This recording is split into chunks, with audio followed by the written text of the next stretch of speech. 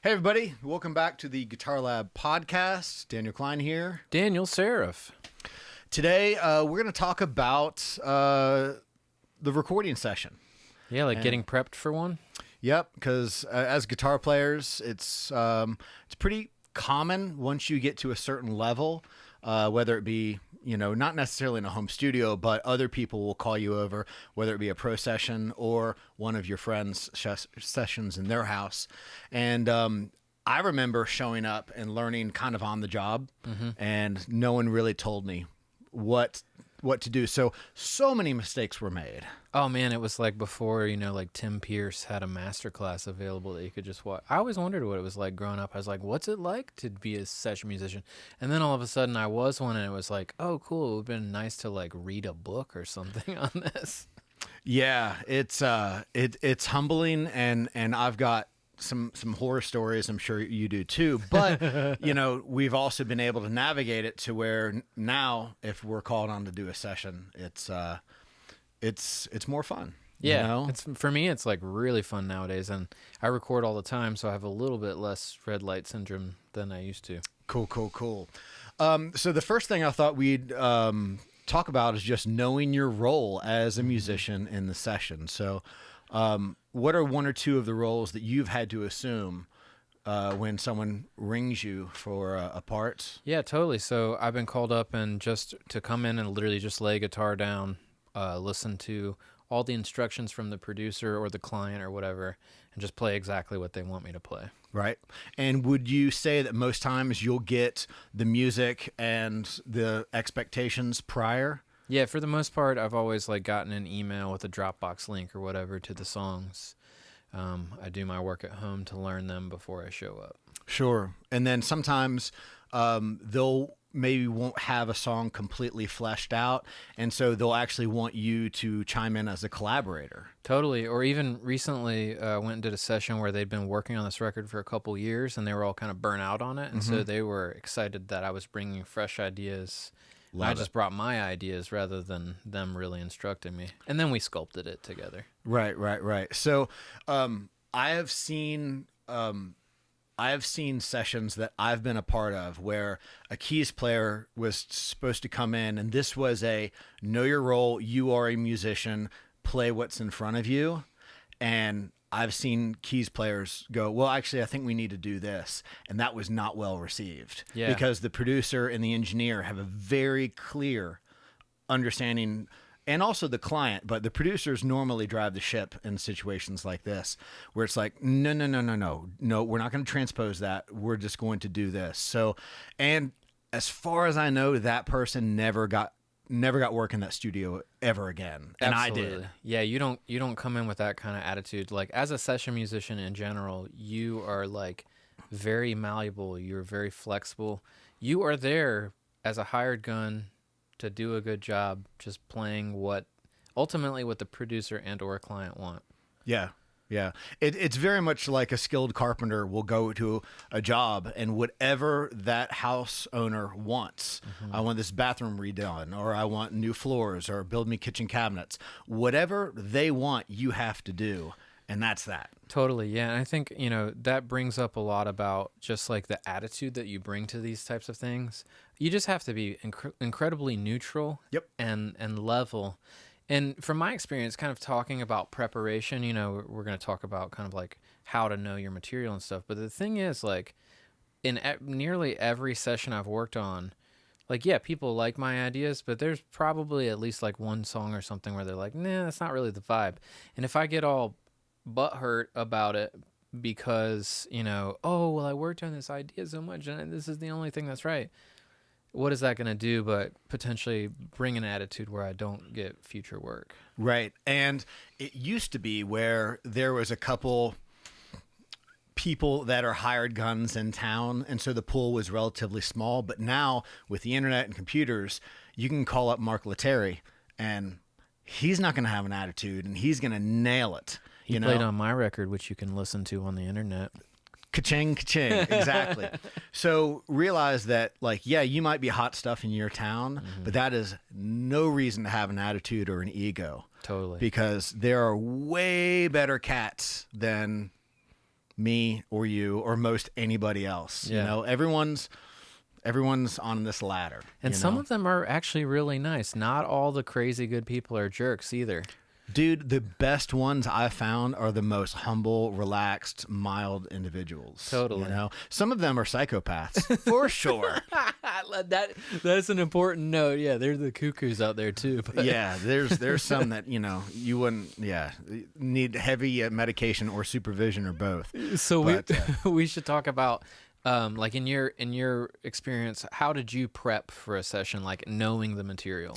Sure. I remember this particular session I was doing for infomercials, and this is back in the age of CDs before they could just email it to you. And so I got a CD with 4 songs, and they were really sparse, but there was a note in the CD that, you know, kind of unwrap it and like, all right, song 1, we need da da da. Song 2, we need da da da. Nice. You know, and so I was like, okay, and so learn the 4 songs. And one thing that's really cool that really I kind of had to stretch my thinking for is they wanted 2 or 3 ideas for each cool. song. Options. You know? Yeah. So this is one of those collaborative sessions where it wasn't just sit there and play this. Yeah. You know, in fact, one time they had a very specific, you know, we want the end of your solo to be X, Y, and Z, you know, and they wanted a couple different ideas of that. Totally. So it just shows you the level of proficiency you need to have before you step out and offering yourself as a studio person, because I've been in sessions where I was out of my class, Totally. you know, where like, for instance, they wanted a really intricate finger style part that would be more Jason Rogers, you know, or someone with a really deep classical background. Totally, You know, yeah. and I have no problem saying that. And they actually were really cool, because when you're in a studio, that's money. And so if you're not able to get the part, or you just know in advance that there's someone else better, the producer's actually going to really appreciate that. Totally. Yeah. I think this is kind of a misconception in my experience, and maybe you can kind of relate to this, but a lot of people think that you need to be some expert reader to be doing studio work. And in my experience, 10% of the stuff I've ever done has actually been reading standard notation. And most of it has either been learning things by ear or charting out your own charts. Yep. And here's something interesting that I'm going to push against that probably might surprise some people, but when I do recording sessions, I do not use the number system. Oh, okay. One side note is people talk about the Nashville number system all the time. The Nashville number system is an amazing and incredibly complex entity. Most of the time when people are talking about the number system, the Nashville system, they're just talking about the number system, right? That was like Roman numerals like 400 years ago. Right. Which is really interesting to me. The Nashville number system, there's this great book that I could recommend, and I can't think of the name, but I'll put it in the description. Please. Of the Nashville system, which is incredible. But what I find is that kind of system with numbers is great when you're going to play gigs where you might play, some country tune or some rock and roll tune in one key one night and a different key another night. Correct. On a recording session, you're never dealing with that. Right. It would be an extreme rarity for somebody to change the key of the song on the spot when you're hired as a session musician to come in. It'd Right. be really unlikely. Sure. Especially when you're overdubbing. Yeah. Oh, totally. Right? Yeah. So I would say for me, I like to think about note names, and that might be a little surprising, but what I do when I'm charting songs is I kind of like write out the form. I definitely think intro, verse, chorus. You know, it's popular music most of the time. Yep. Pre-chorus, bridge, all that stuff. And I chart those out, and I get an idea. But when I prep stuff, I prep in a very flexible way. And I dealt with this recently where I went to a session, and I had the experience where they were just like, I didn't even know what I was going to play, but I knew the forms of the songs. Gotcha. Yeah. So I could kind of create parts on the fly. And they were like, oh, I liked that. Oh, I didn't like that. Oh, try going more that direction, right? If you, your experience with the CD that you mentioned, it sounded like you kind of like cultivated almost an exact part. But I've experienced a lot of times where it's like that part needs to be very flexible because they might want you to lean a certain way or Correct. a certain different way. Yeah. And that's the benefit also of having 1 or 2 or 3 ideas to go with that. Totally. You know? And sometimes, again, you just mentioned really sparse. Sometimes they want a lot of something, and sometimes they want very, very little. Yeah. You know? And that's another really interesting concept, because in the same way that we've talked about how to listen to other people, you know, producers, they have an idea of not only frequency, but also space. Yeah. And you've got to adhere to what they're doing, you know, and that vision. And that's where good communication on your behalf, and then also the producer and the engineer and the client is really important. And so not only are you listening to each other, but you are understanding each other. Totally. And we talked about, I think it was 2 episodes ago, we were just talking about intermediate ruts and guitar ruts. Mm-hmm. It's like one of the things that you talked about was like chord knowledge. Yeah. You know, like I was in that session like a couple weeks ago, and it was like I was playing this variation of a chord, and it was like, oh, it's not fitting in the mix. It's not fit. It's like too fat, or it's too thin, right? And so if you know your chords around the neck, you can find that like sparse one.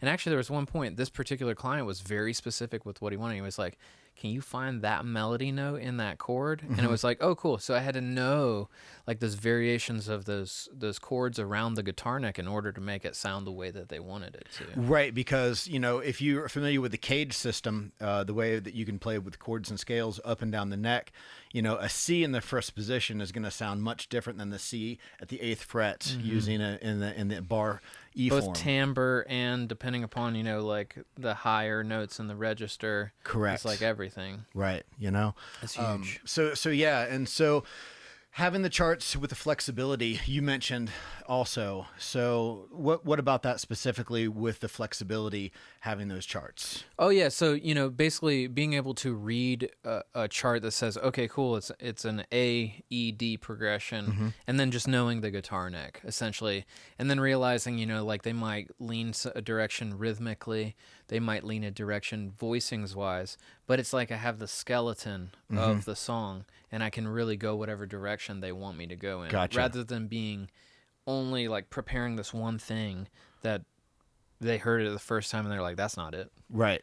You know, so more like skeleton kind of playing. Gotcha. Because in the AED chord progression, they might want a D suspended 4, you know? Sure. So they don't want to hear that third on that just because something else is going on. Yeah, like you the know? piano player's playing that. And it's like, you know, actually the last session I did was crazy because this dude was tuning in this wonky tuning. So even hearing the voicings he was playing, like I had to kind of generalize. He was playing in kind of like a Joni Mitchell kind of tuning or something like that. So I was like transcribing it like, what is that? Yeah. Oh, that's an A over G chord? That's really interesting, you know? Yeah, some of those open tunings can be really funky, you know, like open G suspended, you know? Yeah. It's like, okay, you know, let's check this out. This one was wild. Yeah, it was CADGBD.